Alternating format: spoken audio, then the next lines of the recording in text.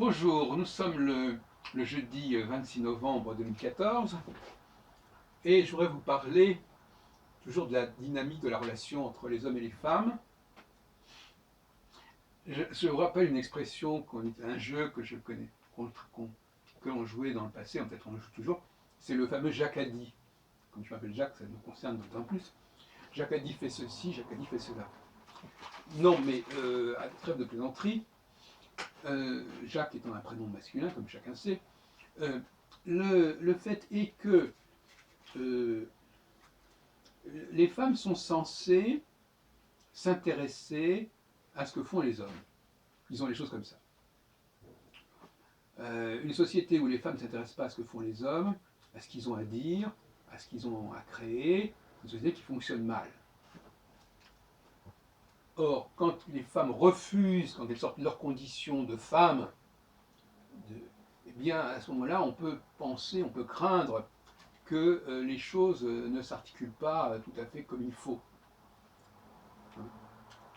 Euh, et donc, il y a une certaine frustration quand la femme entend avoir les mêmes privilèges, entre guillemets, que les hommes, et entend que l'on s'intéresse à ce qu'elle a à dire.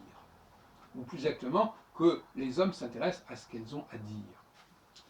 Alors, voyez-vous, c'est cette question-là de l'intérêt porté pour ce que dit l'autre, qui n'est pas forcément proprement symétrique, en quelque sorte, qui n'a pas forcément à l'être, plus exactement. Donc, dans une relation entre les hommes et les femmes devraient être curieuses de ce que les hommes pourraient bien avoir à dire, qu'est-ce qu'ils ont pu trouver, qu'est-ce qu'ils ont pu inventer, comme on dit, et ça peut les intéresser et ça peut les surprendre. Et je pense que cet intérêt doit être comparable, toutes choses égales par ailleurs, à la dynamique du rapport sexuel. C'est-à-dire, oui, quelque part, il dit des choses qui m'excitent, ou il fait des choses qui m'excitent. La femme doit s'exciter.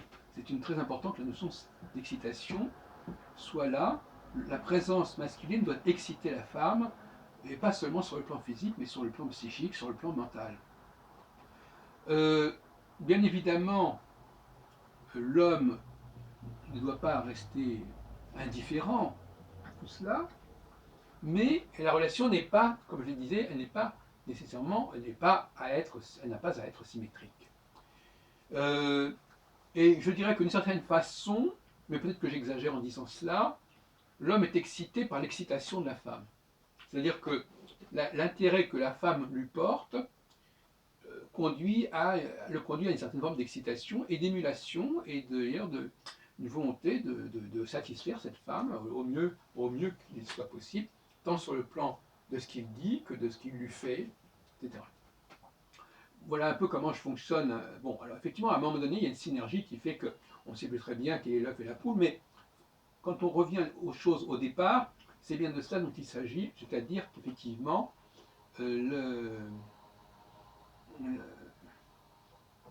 la femme est en demande, elle est en attente, elle a besoin de s'alimenter, en quelque sorte, comme je disais dans une précédente vidéo, elle a besoin de se nourrir de ce que l'homme a à lui donner, elle sait qu'il a des choses à lui donner, ben, il faut déjà qu'il la féconde si elle veut avoir un enfant, mais il faut aussi qu'elle soit fécondée si elle veut produire des choses, si elle veut se développer intellectuellement à différents niveaux.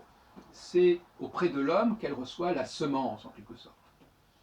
Et il y a des femmes qui ne sont pas tellement à l'écoute de leur partenaire, ou plus exactement le sont sur le plan sexuel et physique, mais ne le sont pas sur le plan intellectuel. Et à ce moment-là, il y a des dysfonctionnements qui peuvent se produire, et notamment les femmes ensuite se plaignent que les hommes ne s'intéressent pas suffisamment à elles.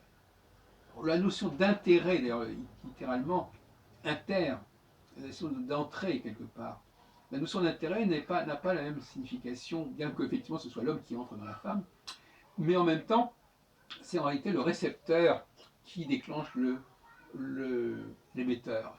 Alors là, on en a beaucoup parlé, j'en ai parlé pas mal de ce côté-là. Le récepteur joue un rôle absolument majeur, et dans beaucoup de domaines, c'est en fin de compte le récepteur qui instrumentalise l'émetteur, et dans le cas de l'astrologie, qui est un de mes sujets de recherche, il y en a bien d'autres, c'est l'homme qui instrumentalise l'astre, l'astre qui lui-même n'aimait pas, en fait, qui a une présence, évidemment il a une présence, mais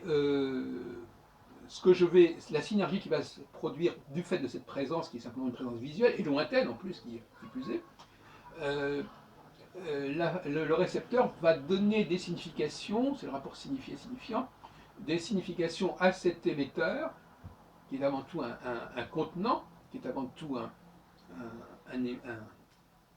il est là, il est présent, et il va attirer, il va fasciner, et effectivement, on va attendre des choses de lui, on va projeter des choses sur lui. Donc,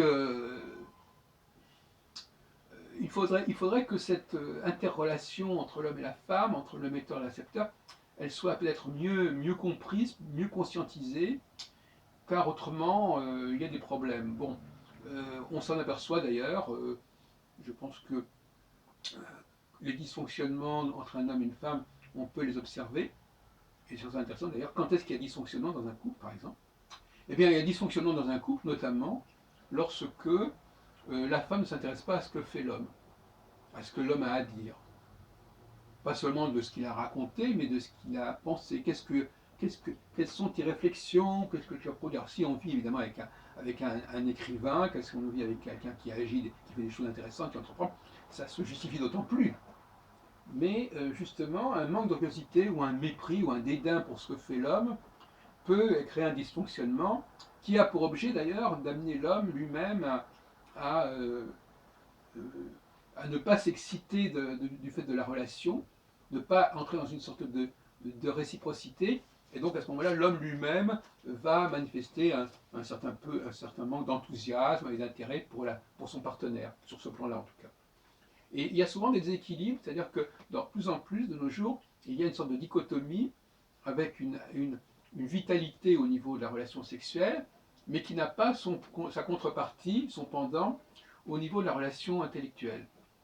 Ou, si on préfère, la femme pense que si sur le plan sexuel elle est réceptrice, elle peut être émettrice sur le plan intellectuel.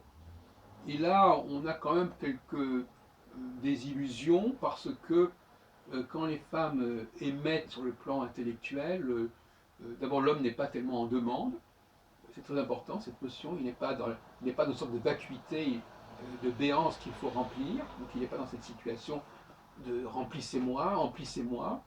Donc déjà la situation n'est pas comparable, n'est pas symétrique.